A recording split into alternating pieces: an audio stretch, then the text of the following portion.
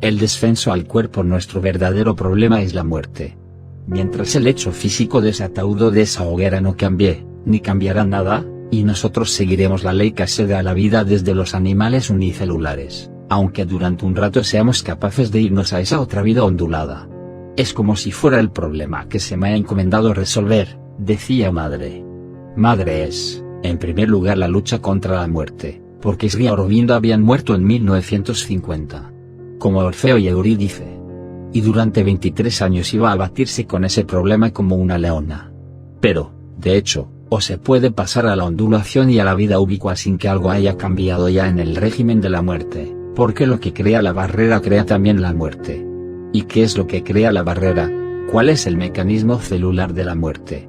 Los biólogos observan las coordenadas del fenómeno y dicen, si se da esto más aquello, se produce la muerte. ¿Pero por qué se da todo eso? No lo saben.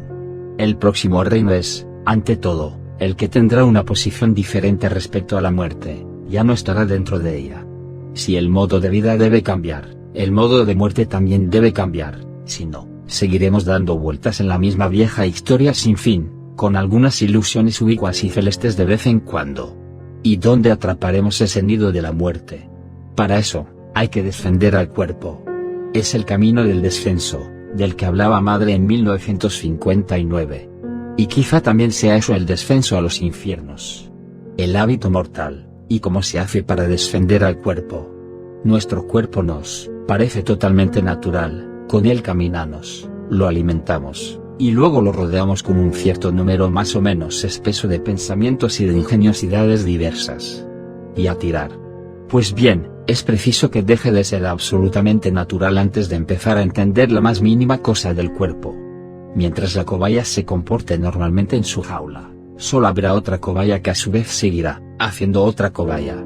Podemos modificar la alimentación, podemos modificar el sueño, podemos modificar la calidad del aire respirado, y los hatha yogis no se han privado de jugar con todos esos mecanismos. Podemos incluso parar los latidos de nuestro corazón. ¿Y luego qué?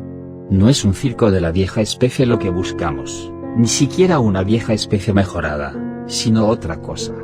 Podemos manipular todos los mecanismos del cuerpo, pero de eso no saldrá nada diferente, porque esos mecanismos no tocan más que la superficie, y es por lo que ni los biólogos ni los hatha yogis han encontrado la clave, ni siquiera han comprendido el asunto.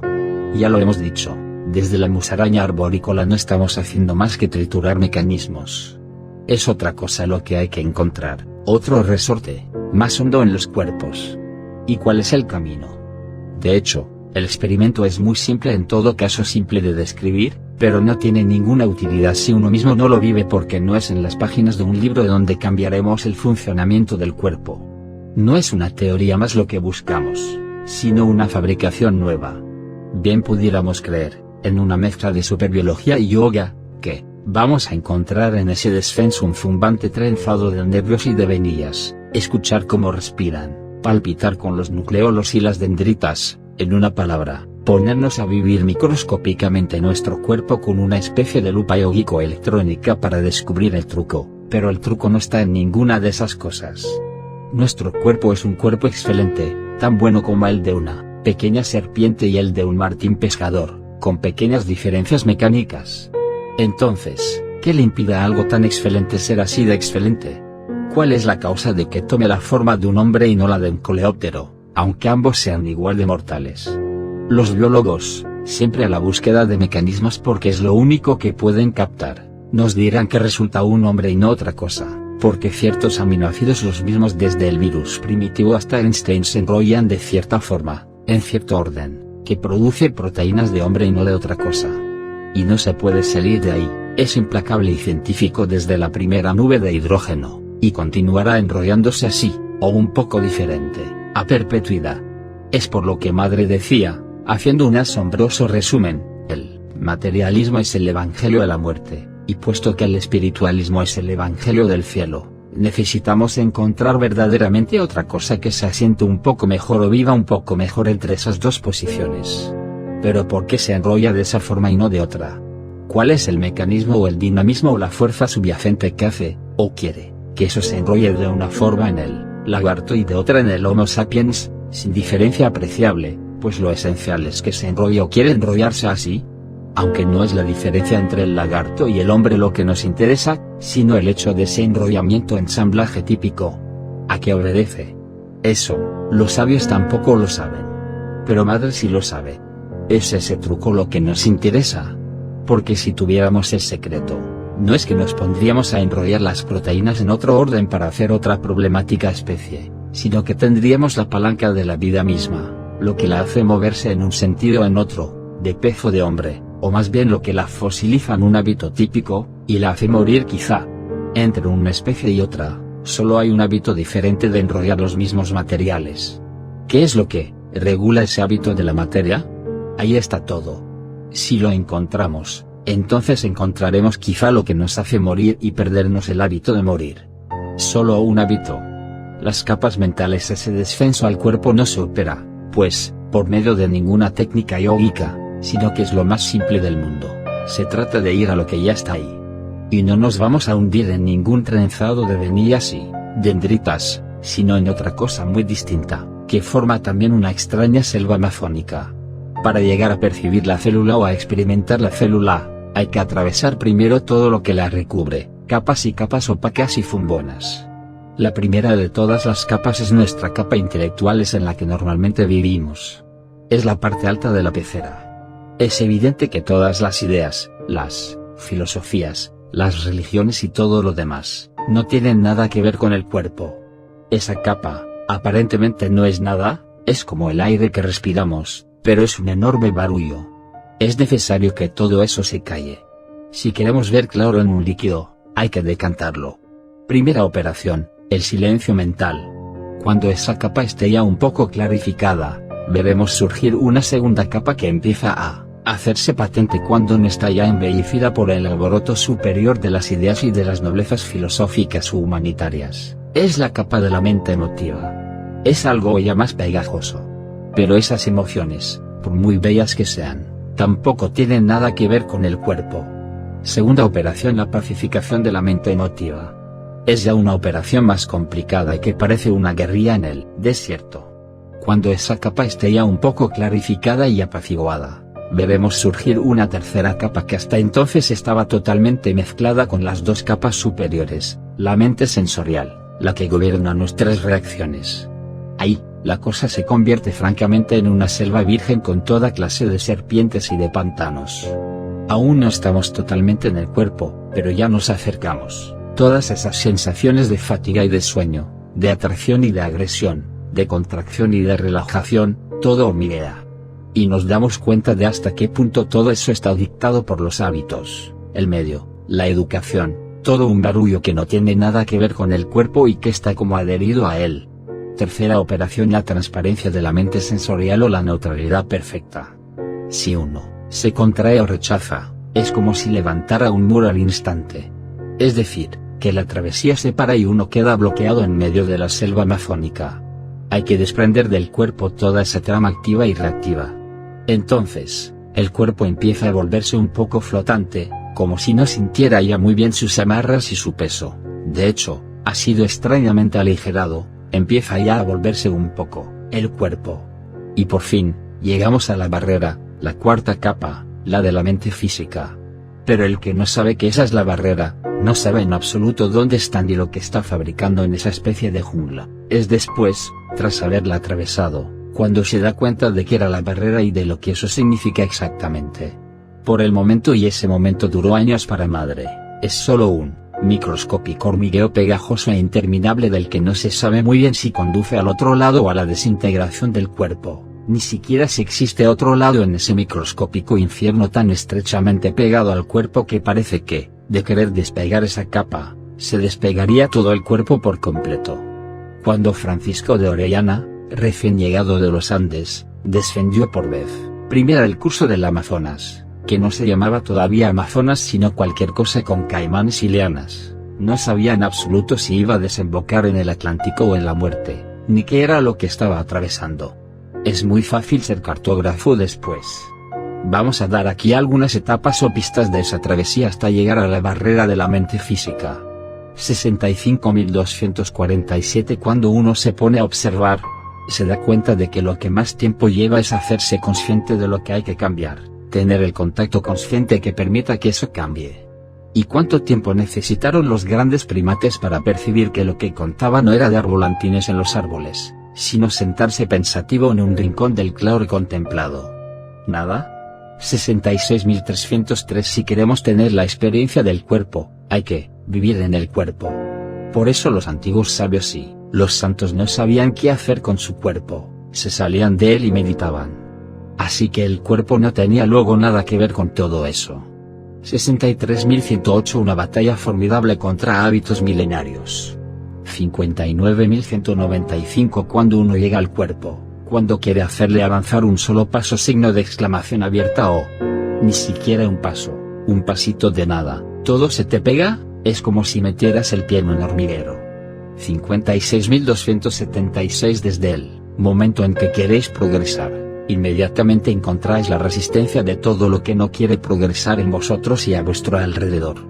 58.256 El camino a recorrer entre el estado habitual del cuerpo, esta inconsistencia casi total a la que estamos habituados porque somos así, y el despertar perfecto de la conciencia, la respuesta de todas las células, de todos los órganos, de todas las funciones, entre ambas cosas, parece que hubiera siglos de trabajo. 53.1410 La muerte no es algo inevitable, es un accidente que se ha producido siempre hasta ahora, o que en todo caso parece haberse producido siempre hasta ahora, y nosotros nos hemos metido en la cabeza vencer ese accidente y superarlo. Pero eso es una batalla tan terrible, tan formidable, contra todas las leyes de la naturaleza, todas las sugestiones colectivas, todos los hábitos terrestres que, si no se es un guerrero de primera al que nada aterroriza, más vale no empezar la batalla. Hay que ser un héroe absolutamente intrépido porque a cada paso y cada segundo hay que liberar una batalla contra todo lo establecido. Y eso no es muy cómodo. E incluso individualmente es una batalla contra sí mismo porque si queréis que vuestra conciencia física esté en un estado que permita la inmortalidad física, es necesario que estéis tan libres que todo lo que ahora representa la conciencia física, que cada segundo es una batalla, todos los sentimientos, todas las sensaciones, todas las repulsas, todo lo que existe, todo lo que forma el tejido de nuestra vida física debe ser superado, transformado y liberado de todos sus hábitos. Por eso, cada segundo es una batalla contra miles y millones de adversarios. 64.3010 El cuerpo está aprendiendo una cosa, que todo cuanto sucede es para su progreso. Todo cuanto sucede es para alcanzar el estado verdadero, el que se espera de las células para que la realización pueda efectuarse, incluso los golpes, incluso los dolores, incluso las aparentes desorganizaciones. Todo eso es adrede. Y es solo cuando el cuerpo lo toma de mala manera, como un imbécil, cuando la cosa se agrava. 60.281 Las dificultades vienen de cosas pequeñísimas que aparentemente son absolutamente vulgares, y que obstruyen el camino. Suceden por cualquier cosa, un detalle, una palabra, una enfermedad en el ambiente, y bruscamente algo se contrae, entonces hay que empezar de nuevo todo el trabajo como si no se hubiera hecho nada. Quizá crean algunos que la forma del cuerpo es un punto de concentración, y que sin esa concentración, sin esa dureza, la vida física no sería posible. Pero no es verdad, el cuerpo es verdaderamente un instrumento maravilloso, es capaz de ensancharse, de hacerse vasto. Entonces, todo se realiza en una armonía maravillosa, con una plasticidad admirable. Los gestos más pequeños, el más mínimo trabajo, y luego, de pronto, por una tontería, una corriente de aire, una nimiedad, lo olvida, se repliega sobre sí mismo, siente miedo a desaparecer, miedo a no existir. Y hay que empezarlo todo de nuevo desde el principio. 61.157 Ser un santo o un sabio no es muy difícil, después de todo, pero la transformación supramental es ya un asunto muy distinto. Este camino no ha sido recorrido por nadie. Sri Aurobindo fue el primero y se fue antes de decirnos lo que estaba haciendo. Estoy absolutamente abriendo un camino en la selva virgen peor que una selva virgen. Y por eso tengo el sentimiento de no saber absolutamente nada. Desde el punto de vista puramente material, químicamente, biológicamente, médicamente, terapéuticamente, no creo que haya mucha gente que sepa. ¿La hay quizá? De todas formas, yo no sé, Y yógicamente es muy fácil, ya sabemos todo lo que hay que hacer y se hace con la misma facilidad con que se sabe, eso no es nada. Pero esta transformación de la materia, ¿qué hay que hacer? ¿Cómo hay que hacer? ¿Cuál es el camino? ¿Y acaso hay un camino? ¿Acaso hay un proceso? Probablemente no. La conciencia de la enormidad de la cosa me ha sido dada gota a gota, para que no aplaste. Hasta el punto de que toda la vida espiritual, toda esa gente y todas esas razas que han hecho tantos intentos desde el comienzo de la Tierra, todo eso, me parece que no es absolutamente nada, un juego de niños. Y además este es un trabajo sin ninguna gloria, no se obtienen resultados ni experiencias que os llenen de éxtasis o de alegría, nada de todo eso, es una labor horrible. Es verdaderamente un caminar por nada, sin nada, por un desierto plagado de toda clase de trampas y toda clase de obstáculos posibles. Y uno lleva los ojos vendados, no sabe nada. Si queremos que los ojos del cuerpo se abran, es necesario que los ojos de la mente se cierren. 60.165 allá en las alturas está muy bien, pero aquí abajo es un hormiguero. De hecho, es una batalla contra cosas pequeñas, muy pequeñas, hábitos, formas de ser, formas de sentir, de reaccionar. 69.2712 Cuando se trata de las cosas materiales, la gente tiene instintivamente la impresión de que todo eso es algo conocido, sabido, que se fundamenta en experiencias establecidas, y es ahí donde somos vulnerables. Es precisamente eso lo que se le está enseñando al cuerpo, la inanidad de esta forma actual de ver y de comprender las cosas, basada en lo bueno, lo malo, el bien, el mal, lo luminoso, lo oscuro. Todas esas contradicciones, y todos los juicios, toda la concepción de la vida material se basa en eso. Es necesario que incluso la parte física que pensaba que había aprendido a vivir y a saber lo que hay que hacer y cómo hay que hacer, es necesario que eso también comprenda que ese no es el verdadero saber y que no es la verdadera manera de utilizar las cosas exteriores. Por ejemplo, la conciencia que está ahora trabajando, está todo el tiempo como pinchándole al cuerpo, ¿ves? ¿Tienes esa sensación? Pues bien, ¿en qué se basa? ¿Crees que sabes? ¿Pero sabes verdaderamente lo que hay detrás? Como hay así con todas las pequeñas cosas de la vida, de cada minuto. Es una demostración con hechos, a través de la experiencia de cada minuto, de que cuando se hacen las cosas con esa especie de sensación de una sabiduría adquirida, o de una comprensión adquirida, de una experiencia vivida, hasta qué punto todo eso es engañoso por así decirlo, y que hay alguna otra cosa detrás. 58.105 Un estretado a puñetazos y a martillazos hasta que comprenda, hasta que esté 4 en ese estado en el que todos los cuerpos son tu cuerpo. En cuanto hay una reacción de yo en el cuerpo, se levanta la pared al instante. Esa ha sido toda la historia evolutiva desde que un primer ser unicelular tejió su membrana protectora. 60.1211 Un consentimiento cada vez más total, cada vez más integral y más abandonado. Es ahí donde se tiene la impresión de que hay que ser totalmente como un niño. Si empieza uno a pensar, querría ser así, tendría que ser así, está perdiendo el tiempo. ¿Y cómo iba uno a saber lo que hay que ser para ser la próxima especie? 60.1712 A veces, da la impresión de que ya está, ya lo tengo y después, otra vez todo se viene abajo, esa es la tarea. Otras veces tengo la impresión de caer en un agujero, verdaderamente un agujero, y no sé cómo salir de ahí. Y así dura semanas y semanas. Y, sobre todo, este sentido de lo importante y de lo no importante es algo que se desvanece. Me quedo así, con nada. Ya no hay escala de importancia. Todo eso es absolutamente nuestra imbecilidad mental, o nada es importante o todo es igualmente importante. Esta partícula de polvo que uno limpia, o la contemplación estática, todo es igual. Basta con reflexionar, ¿qué es lo más importante para la próxima especie? Lo sabremos cuando lleguemos. Las vértebras del coxis son un residuo sin importancia de un órgano que era muy importante para los monos. 62.610 Es fácil de comprender. Si se trata de parar algo y de empezar otra cosa distinta, podría hacerse bastante rápido. Pero mantener vivo un cuerpo, que continúe funcionando, y luego que al mismo tiempo haya un funcionamiento nuevo y una transformación, es una combinación muy difícil de realizar. Sobre todo, ¿no? En lo que se refiere al corazón, el corazón reemplazado por el centro de la potencia, una potencia dinámica formidable. ¿En qué momento suprimir la circulación e introducir la fuerza? Es difícil. En la vida ordinaria, primero se piensan las cosas y luego se hacen, pero aquí es precisamente al revés. En esta vida hay que hacerlas primero, y se comprenden después, mucho tiempo después. Hay que actuar primero sin pensar.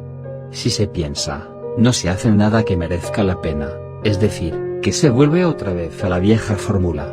62.3010 signo de exclamación abierta es algo tan nuevo que uno ni siquiera sabe si progresa, ni sabe a dónde va, ni hay forma de saber qué camino está siguiendo. Suceden cantidad de cosas, pero ¿están en el camino o no es ese el camino?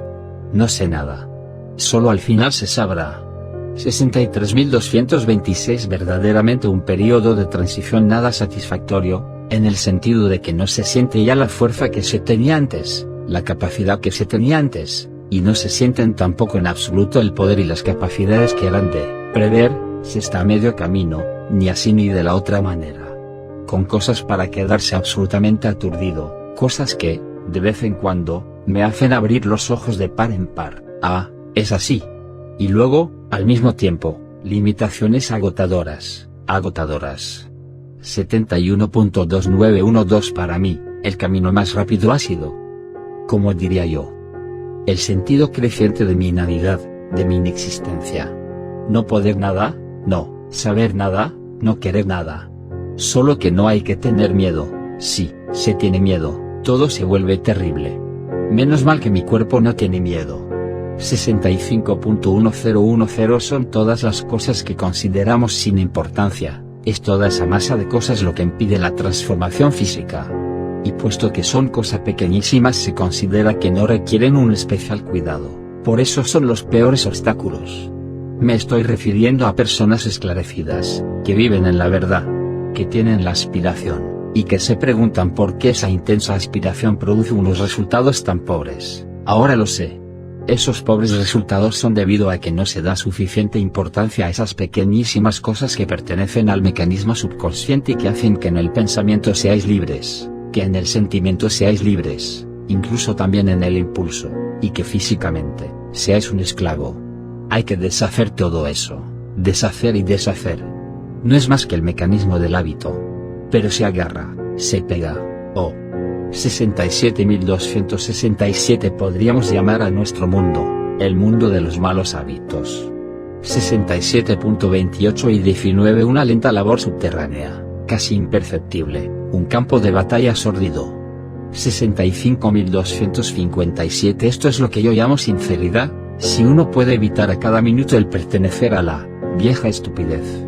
65.121 hace un tiempo se os decía, alejaos, dejad que todo eso chapotee tranquilamente. Pero no tenemos ningún derecho a hacerlo, es todo lo contrario de nuestro trabajo. Y tú ya lo sabes, yo había llegado a una libertad casi absoluta respecto a mi cuerpo, hasta el punto de que podía no sentir nada, absolutamente nada, pero ahora ni siquiera tengo derecho de salirme de él. Figúrate. Incluso cuando siento mucho dolor o cuando las cosas son un tanto difíciles y me digo, si me escapara mis beatitudes. No me está permitido. Estoy atada aquí. Es aquí donde hay que realizarlas. 60.2611 y, además, las cosas no suceden en absoluto como suceden en la vida ordinaria, sino que durante el lapso de 3 o 4 minutos, a veces 10 minutos, estoy abominablemente enferma, con todos los síntomas de que mi vida se acabó. Y es justo para que haga el experimento, para que encuentre la fuerza. Y resulta que es solo con esos momentos, ¿no? En lo que lógicamente, según la lógica física ordinaria, todo se acabó, como se encuentra la clave. Hay que pasar a través de todo eso sin flaquear. ¿Cuántos momentos así harán falta aún? No sé nada. Estoy fabricando el camino. Fueron necesarios, evidentemente, en un momento dado de la historia, los últimos coletazos de un reptil para que se empezara a encontrar la clave del pájaro. 69.35 La muerte, el alimento y el dinero. Esta nueva conciencia tiene la impresión de que esas son las 3 cosas más formidables en la vida humana, que la vida humana gira alrededor de esas 3 cosas, comer, morir y tener dinero, y las 3, para ella, Son inventos pasajeros, el resultado de un estado totalmente transitorio y que no corresponden a algo muy profundo ni permanente. Y, entonces, esta conciencia le enseña al cuerpo a existir de otra manera.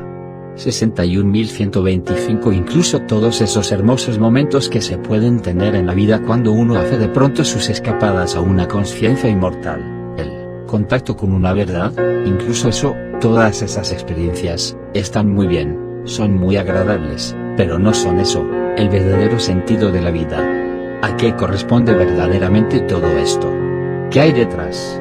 ¿Por qué lo ha hecho el Señor? ¿Hacia qué quiere ir? Hay evidentemente un secreto, y lo guarda. Pues bien, yo quiero su secreto. ¿Por qué es así todo esto? No es ciertamente así para seguir siendo así, es así para ser otra cosa. Y es esa otra cosa lo que quiero. 62.2311 Cada paso adelante obliga a dar un paso, no atrás, sino en la sombra, y desde el punto de vista físico es terrible. Es como si se tocara un subfondo de inconsciencia y de... sí, materialidad inerte. 63.218 No sé si es la última lucha, pero ha aparecido algo muy profundo. Es por así decirlo la primera sustancia, que fue empleada por la vida, con una especie de incapacidad de sentir, de experimentar una razón para esa vida. Tengo la impresión de que está muy cerca del fondo del agujero. En un momento dado, sentí una angustia tan horrible, porque era una nada de la que no se podía salir. No había forma de salir de esa nada, porque era nada. Y hubo, por un momento, una tensión tan grande que... me pregunté, ¿iré a estallar? Y esa es la base, el fundamento de todo el materialismo. Después, súbitamente, la barrera se volvió clara. 61.157 Todas las dificultades posibles, en el subconsciente del cuerpo, se han levantado en masa. Así tenía que suceder, y así le sucedió seguramente a Sri Aurobindo. Ahora lo entiendo signo de exclamación abierta y bien sabes tú que no es ninguna broma. Solía preguntarme yo por qué todo aquello se había encarnizado sobre él, y ahora lo entiendo, porque sobre mí siento idénticamente el mismo encarnizamiento. No es precisamente la conciencia del cuerpo, más bien pudiéramos decir que es la substancia corporal tal y como está organizada por la mente. El primer movimiento de la mente en la vida. Lo que dio paso, ¿no? Del animal al hombre, la primera mentalización de la materia. Pues bien, ahí, hay algo que protesta, y que, al protestar, naturalmente crea desórdenes. Estamos, justo ya al borde de la vida humana, ante algo que no existe en el animal y que ha causado toda la complicación de la vida humana, todo su no saber, su dolor, su separación, sus enfermedades. Toda esa desgracia que a fin de cuentas es nuestro verdadero poder para salir de ahí, porque nos ha obligado a llegar hasta el fondo para encontrar la clave. Es la barrera.